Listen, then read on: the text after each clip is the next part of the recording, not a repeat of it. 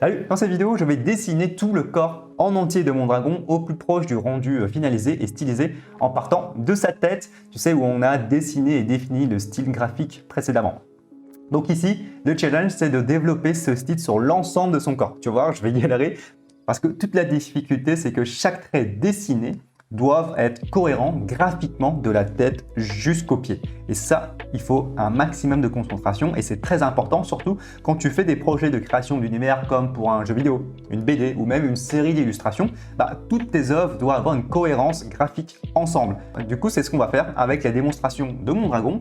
On va commencer par déjà définir le corps en entier par le croquis stylisé, puis on va pousser les détails sur le corps, jusqu'à un rendu vraiment au plus proche d'une illustration professionnelle. Et ensuite, à la fin, on va faire l'ombrage et la couleur tout en restant cohérent graphiquement. C'est parti! Maintenant, ce que je vais faire, c'est adapter, transposer le détail de cette tête-là sur tout le corps en entier. C'est là où ça prend du temps et tu vois, le fait de faire une recherche en entier sur un corps, ça prend du temps. Ça prend beaucoup de temps. C'est pour ça que, comme je t'ai dit depuis le début, on se focalise sur un détail. D'ailleurs, l'astuce, c'est quand tu fais une direction artistique, par exemple une production de dessin animé comme Disney et tout. Ça, je l'ai appris de Bill Perkins, c'est un directeur artistique de Disney, justement. Quand il travaillait sur Aladdin, il faisait la direction artistique. Et eux, quand ils commençaient, ils ont commencé tout simplement par définir le style d'un simple objet. C'est une jarre. Une jarre, et là, tu vois, ils ont fait beaucoup de déclinaisons de la jarre. Ils ont réfléchi sur quel style ça pourrait être utilisé, quelles références artistiques ça pourrait être adapté pour Aladdin. Tu commences très petit et à partir d'une bonne idée, en fait, c'est élargi de plus en plus, parce que sinon, c'est pas possible en fait de gérer un petit peu partout les choses. Donc voilà, c'est pour ça que c'est très important de se concentrer sur un petit élément qu'on appelle un benchmark en anglais. Et en français, c'est, je sais pas trop comment ça s'appelle, je dirais un point d'étalonnage, un point de référence pour se repérer. Et donc voilà, je vais décliner avec, tu vois, cette rigueur-là sur tout le reste du corps. Et ensuite, à partir de là, on fait l'illustration. Donc ici, je vais surtout travailler en silhouette d'abord. Silhouette rapidement.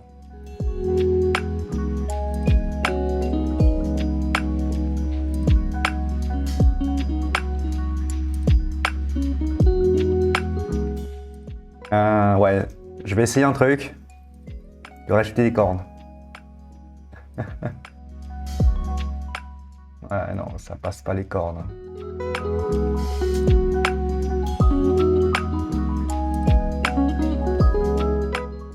Ici, avec beaucoup de réflexion, je trouve que ça fait trop oiseau.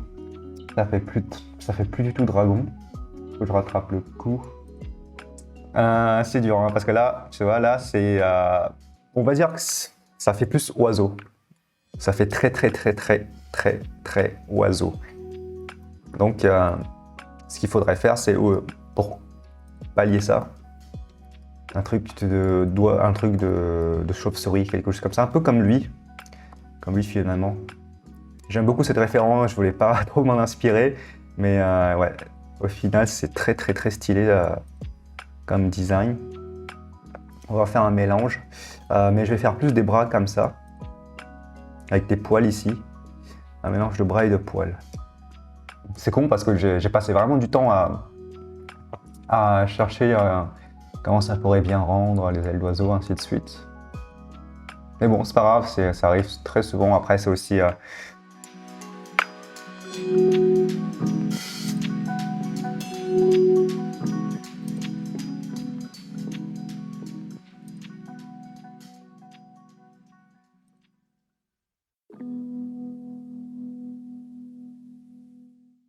Là, j'arrive à un résultat où j'aime beaucoup, là. Tu vois, avec les plumes et tout, on a quelque chose de vraiment agressif, de vraiment dangereux. J'aime pas mal. Et on a l'impression qu'il est très vif, tu vois. Il vole, il est agressif, il se laisse pas faire, mais tout en restant léger. C'est ça que j'aime bien, le côté léger des oiseaux. Je veux toujours mettre mes cornes. Ah, c'est pas mal ce genre de cornes. Ouais, non, les cornes sont pas essentielles ici, là. On peut les enlever. Petite tête ou grosse tête? Je pense que c'est mieux grosse tête comme ça. Ouais, c'est beaucoup mieux. peut-être un peu plus grosse. Voilà, c'est pas mal. Là, j'aime beaucoup. Je vais m'arrêter là et je vais passer à la ligne. Ici, tu vois, on a la silhouette globale, le shape presque définitif. Et je pense que les idées se sont bien convergées. Je suis assez content du résultat. Je pense que ça va changer, ça va s'améliorer pour la bonne cause. Hein. Et c'est ça qui est bien. Évidemment, comme tu as vu, hein, quand j'ai fait ce dessin-là, j'avais un point A, ce que je voulais faire. Et évidemment, hein, pour aller jusqu'au point B, c'était pas linéaire. Hein. Ça fait tac, tac, tac, tac, tac, tac, tac, tac, tac, tac, tac, tac, tac, tac, tac. Et j'ai fini par faire un choix C même. Donc c'est toujours ça la création et c'est ça qu'il faut prendre en compte. Donc je te rappelle que je suis parti de très très loin. Hein. Je suis parti sur des dessins, sur ce genre de design au départ. Tu vois, finalement, je suis presque revenu en arrière, presque, hein, juste pour les ailes. Et tu vois, ici, là, j'étais parti un peu vite. Je me suis lancé à dessiner ça. Finalement, je n'étais pas satisfait parce que je trouvais que le design était bancal, c'était bof, c'était moyen. Il y avait trop d'incohérences. Donc voilà, on revient en arrière, on ne fait pas trop d'attentes. Quand il y a un truc qui merde, bah, on fait en sorte que ça marche bien. Et c'est ça, en fait, qui est important finalement chez un artiste. Et c'est là où tu progresses, en fait. C'est à chaque fois, tu pousses ta consistance d'une manière... Enfin, tu pousses ta consistance de plus en plus haut. Et c'est là où tu arrives à finaliser les choses.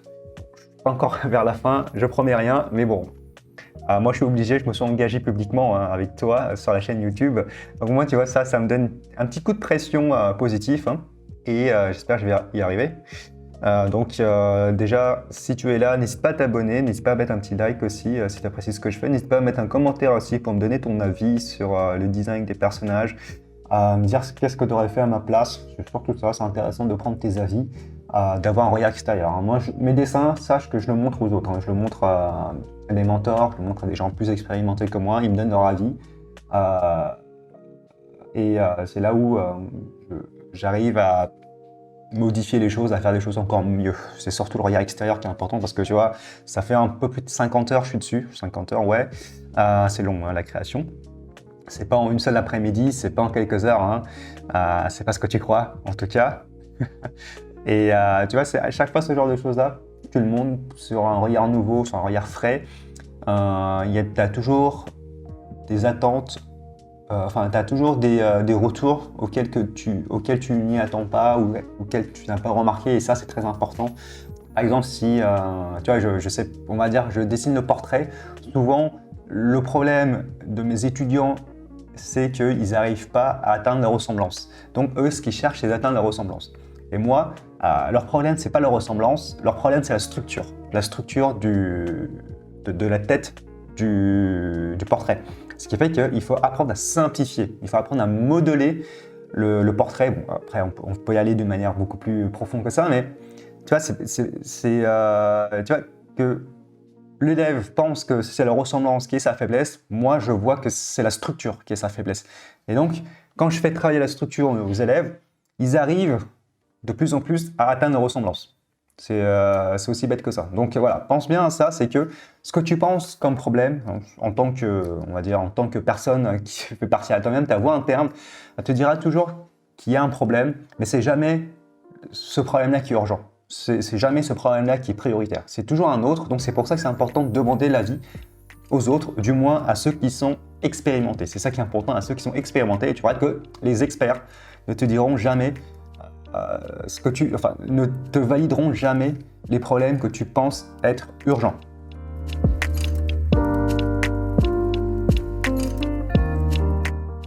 Voilà, le gros pavé noir ici, là, c'est pour créer du mystère et comme ça, j'ai pas besoin de m'en occuper.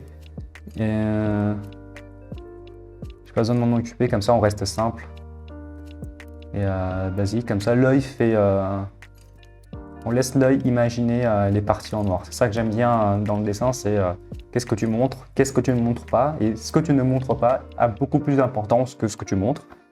C'est là où on joue sur l'imagination du spectateur. Et ça, j'adore mettre des zones, donc moi, pour faire un jeu de mots pourri dans mes designs.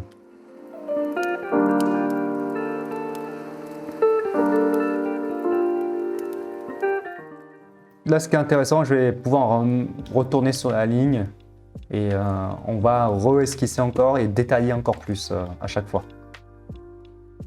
Si tu es mon élève, tu connais ma méthode. J'en parle pas trop ici, mais si ça t'intéresse aussi d'en savoir plus, ce que tu peux faire, c'est regarder mon petit cours, c'est 12 emails, un email par jour, où ça t'enseigne quelque chose de spécifique sur le processus création de design du personnage du début jusqu'à la fin.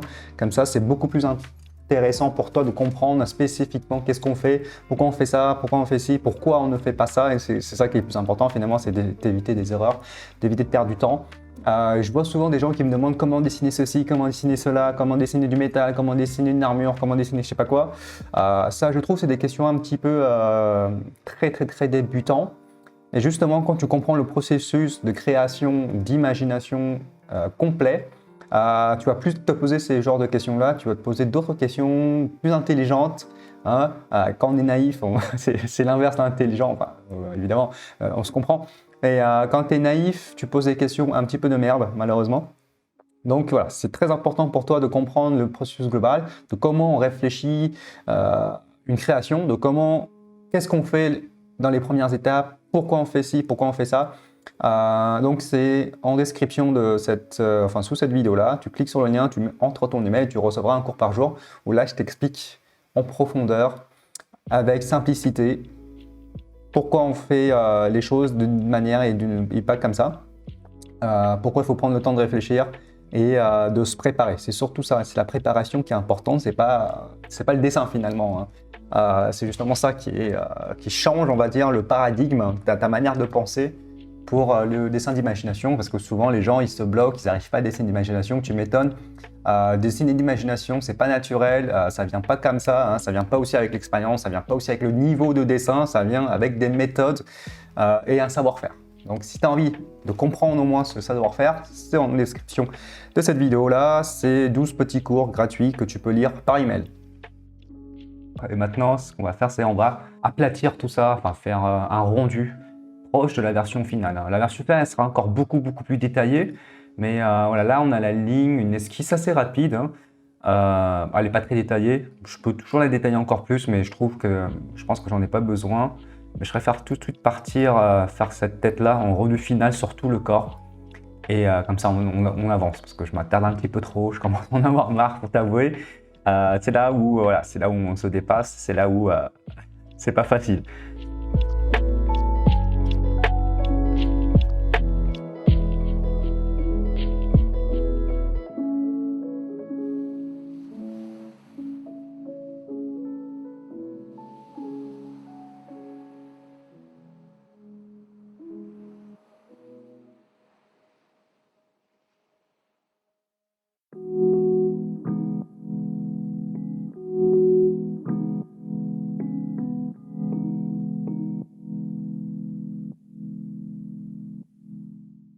Là, c'est pas mal, j'arrive à un résultat qui est pas mal.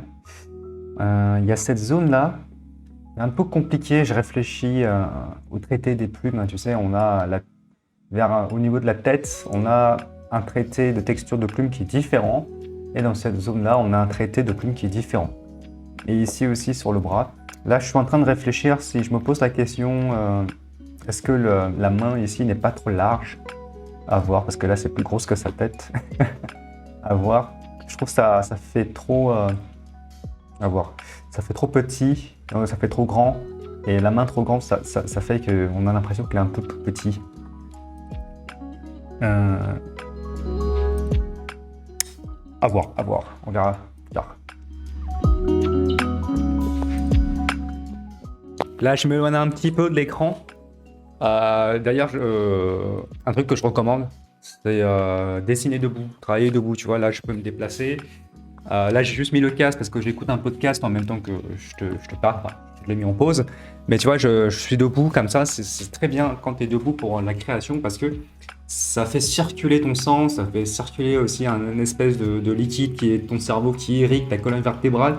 Et ça, quand tu es en mouvement, surtout quand tu bouges les hanches, comme ça fait bouger et ça... Je sais pas comment ça s'explique, mais ça améliore la créativité, ça améliore les idées. Et quand tu bouges aussi, tu peux prendre du recul, tu peux reculer en arrière, tu peux voir ce que tu as fait de loin. Évidemment, on peut dézoomer, hein, évidemment.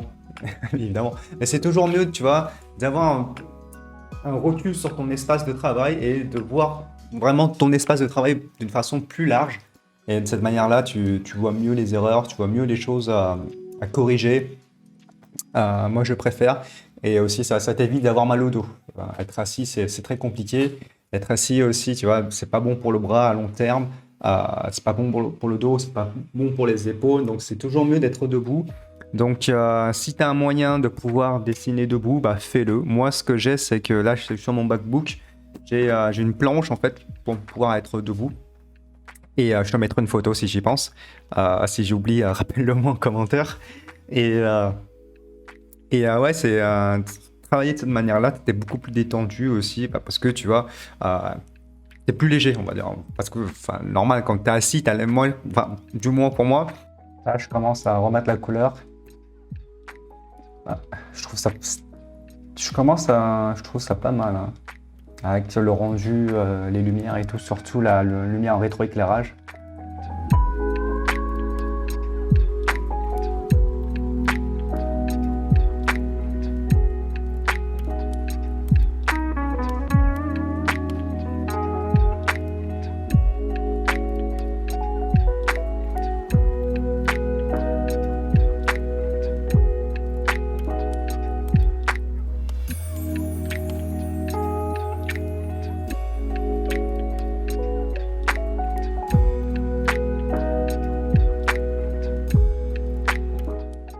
Évidemment, je suis pas encore sûr sur, sur les couleurs, hein. Je la trouve un peu trop flashy. À voir ce que ça donne vers la fin. Mais c'est juste pour qu'on identifie les zones pour l'instant. Ouais, c'est parti pour une nouvelle séance de dessin. Alors ici, ce que je voudrais faire, c'est travailler sur la couleur et sur quelques textures. En fait, je voudrais m'approcher encore un petit peu plus d'un résultat final. Même si ici, je trouve, hein, c'est largement suffisant. Tu vois, c'est un peu brouillon. Mais ça passe pour faire une illustration. Tu vois, pour juste pour mon confort. Mais là, j'ai envie de pousser plus loin. J'ai envie plutôt ça s'approche de vraiment de cet artiste-là, hein, avec les textures qui sont super belles. Vu comme ça, c'est super simple, hein. Je pense que tu m'as vu dessiner. On a tendance à aller dans tous les sens, faire des trucs un peu brouillons. Tu vois, c'est pas propre, c'est pas clair. Mais tu vois, ça demande une certaine rigueur et c'est très long, c'est très dur, hein. C'est stylisé, c'est simplifié, mais en fait, plus c'est simplifié, plus c'est dur. Et faut faire attention à ça. Je me fais souvent avoir. Je te rassure, je me fais souvent avoir. Et voilà, c'est parti.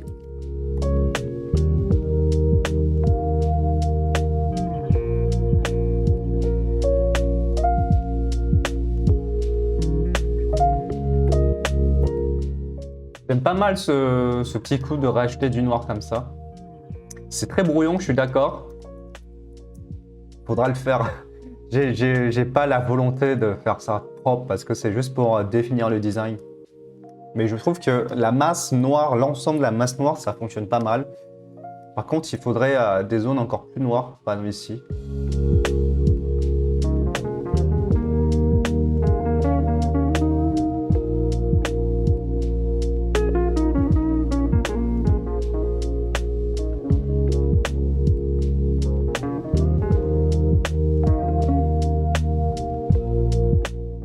Voilà, je pense que j'ai pratiquement fini, je vais m'arrêter là. Ce que j'aime bien, c'est que j'ai simplifié énormément bien ici, là. On a la sensation que c'est des plumes, des poils, que sais-je. Ça fonctionne pas mal, ça donne de la texture, ça donne je dirais de la vélocité, non? Je sais pas, la férocité, on va dire. Ça donne un côté très piquant, pinçant, je sais qu'il est très agressif. Maintenant, ce qu'il faudrait faire, c'est réussir à changer de couleur. Je vais tester aussi cette couleur ici, là. Je pense que ça sera intéressant. Je vais essayer d'autres couleurs pour les ailes. J'aime pas mal. Je vais m'arrêter là pour le design. Donc, la prochaine étape, ça serait de vraiment partir sur quelque chose de beaucoup plus illustration. Donc, on va essayer de faire plusieurs vues et de la pose de ce vhuître, de ce dragon. Et ensuite, on va réfléchir à la lumière, on va réfléchir à l'environnement qui est derrière et aussi au format, au cadre pour composer l'image. Donc si ça t'intéresse, n'hésite pas à t'abonner pour ne pas rater la prochaine vidéo. Et si tu as envie d'aller plus loin, il y a un petit lien en description si tu as envie d'en apprendre plus sur le dessin d'imagination, surtout sur les étapes qui est important. Hein, il suffit pas seulement de savoir dessiner, mais voilà, il te faut aussi comprendre le processus et la réflexion derrière, qui est très très important, qu'on oublie très souvent. Et donc moi je te dis à la prochaine vidéo. Salut!